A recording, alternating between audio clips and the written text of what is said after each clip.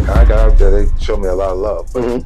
But Shreveport had the infrastructure already here. Like even the tax incentive was put back. Well, yeah.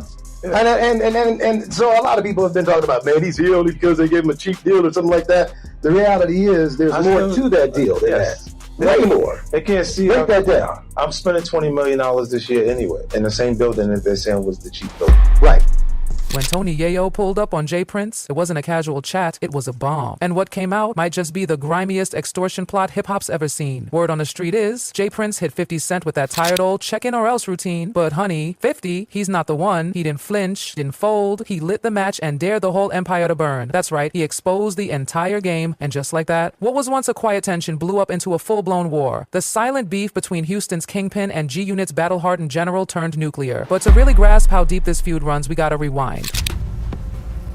Play with people intelligence the way they play with people intelligence and intellect.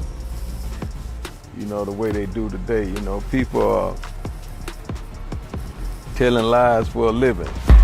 Way back. Now, J Prince, let's be real. He ain't just some random OG. The man is the blueprint, founder of Rap-A-Lot Records, the shot caller of Houston. His voice don't need volume, his name does the talking. In Houston, he was the shadow behind every move. Artists knew the drill. Touchdown in H-Town, you better check in or risk your chain or your life. That's the chokehold J Prince had on the scene. But then along came 50. And 50? He wasn't here for the street pageantry. No kneeling, no phony respect rituals. Since day one, he's been a lone wolf. Zero fear, all grit. He waged war with Ja Rule, Irv Gotti, Murder Inc., and survived. That's the kind of beast 50 Cent is. The city of Houston, but he didn't just come here to live. He has been helping out on so many causes in this city.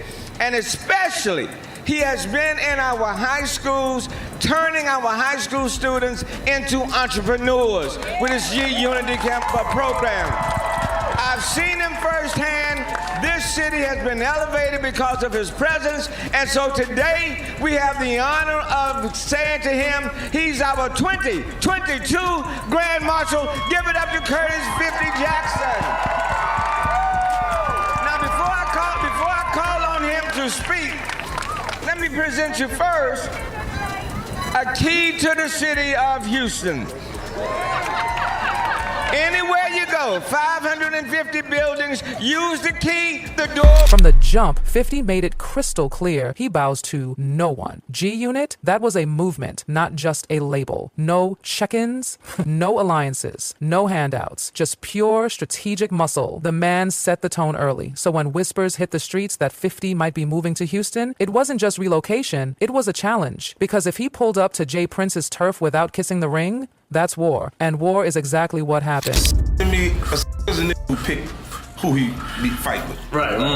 Like if you see it and you go, oh, I'm not going because this nigga. Him, but I think I can take him. Right.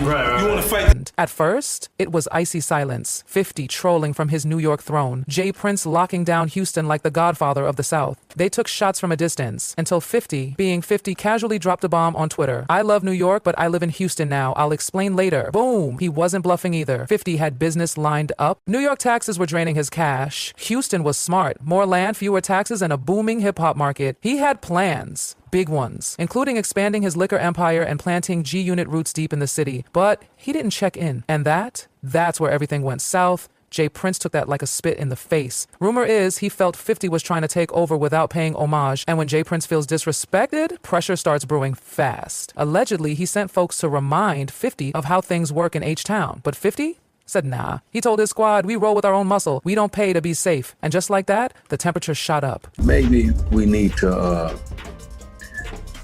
change the word for the youngsters. The checking in part, you know, is they seem to get hung up on that word checking in. Yeah. So if we could diversify that word and bring it up to a 2021 thing. Right. What's the word, OG? What's the word? Maybe we may want to tell them. Then came the retaliation. Allegedly, J Prince declared a no-fly zone for 50. Basically, stay out of Houston. But who are we kidding? This is 50 Cent. Instead of falling back, he fired up Instagram like a weapon. Memes, subliminal captions, shades so sharp it could cut glass. He made it look like a Netflix reality show. But beneath the trolling, 50 was stacking bricks for a $20 million, 0 cents G-Unit film and TV studio right in Houston's heart. Stupid, right? Yeah. You're stuck on stupid. stupid and you're not using your power or access to powers that you have, you're looking at it as a negative versus a positive. You know, we all know if you can tap into good people wherever you go. Wherever, yeah. But I mean, it's a blessing, really. At Studio could have been game-changing. Jobs, internships, entertainment spotlight shining directly on Houston. But baby, just like that, it was gone. 50 rerouted the entire project to Shreveport, Louisiana. Official reason? Better infrastructure. Real reason? Come on now, the street politics were on fire. 50 doesn't play in snake pits. He moved silent, slid out, and kept building. And the irony? The city, the one Jay Prince supposedly runs, started embracing 50 harder than ever before. Don't turn me down. What you said? Don't turn me down. What you on, folks? Don't turn you down. Yeah, man. What you on, folks? What you mean what I'm on? What you on, man? What the deal there? What up? What up? You want to buy your shit back? What? You ain't get you flunked out ass little nigga. I'm trying to see where you at. You dumb mother. What you got? $20 out of car? Nah, nigga. You know what we got, nigga. Stop that cap. Man. Motherfucker, nigga, capping, bro. They gonna believe anything. You want me to start my car? I just took a picture in the same car today with my little boy. You on these. Let's fast forward. 1 year later, 2022, Houston's vibe flipped upside down. Mayor Sylvester Turner rolled out the red carpet for 50, gave him the key to the city, made November 24th official 50 Cent Day during the Thanksgiving parade. Yo, it was surreal, not just as a rapper, but as a philanthropist, an entrepreneur. Through his G-Unity program, 50 was helping high schoolers chase dreams. No chains, no threats, just upliftment. And the crowd lost it. But that's not all. Through his G-Unity Foundation, 50 gave big. Toy drives, school donations, turkey giveaways. He partnered with Houston sports teams, donated over $850, 0 cents K worth of toys in 2023. No promo, no camera circus, just giving. You know what I mean? Because the little homie young boy place got broke into.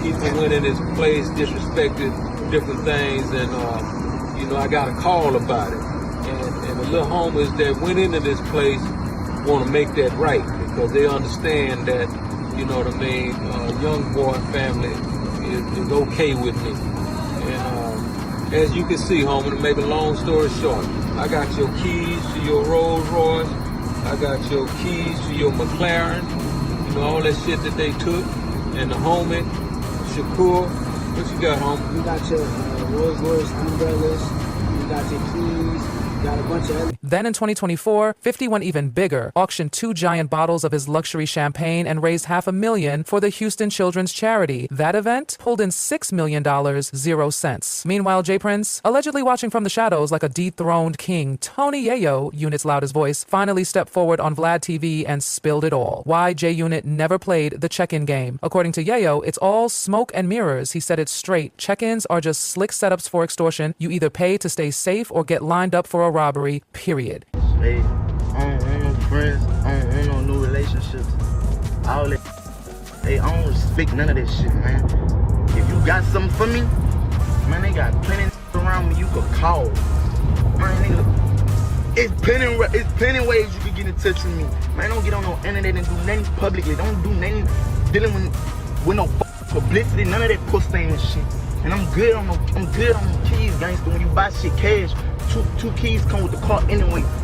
Man, Yayo said it loud. The check-in tradition ain't about safety. It's pressure in disguise. You land in Houston, you better check in. And that means pay up, or your jewelry, your car, your security, gone. That's how this hospitality game works. He brought up Pop Smoke's death, called it what it was, a warning. When rappers think affiliations are protection, they get played. Yayo made it clear, today's street games, they come with federal consequences. We're talking RICO cases, mob ties, setups. G-Unit never touched that life, no check-ins, no fake alliances. They built a self-protected militant machine. Safer to guard your own life than owe favors to someone playing puppet master. When older people, they're the last to know that things have changed. We not your little niggas. Like, the way you talking, I don't get what you mean. We're not your little niggas. Like, for real, all that big homie stuff, that's for little niggas. Little niggas have big homies. We're not little niggas, so we don't even respect big homies. I know Killer doesn't, and for me, I never respected niggas in the streets. That's why I always got the problem. And then NBA Youngboy. The rapper came to Houston for business, but didn't check in.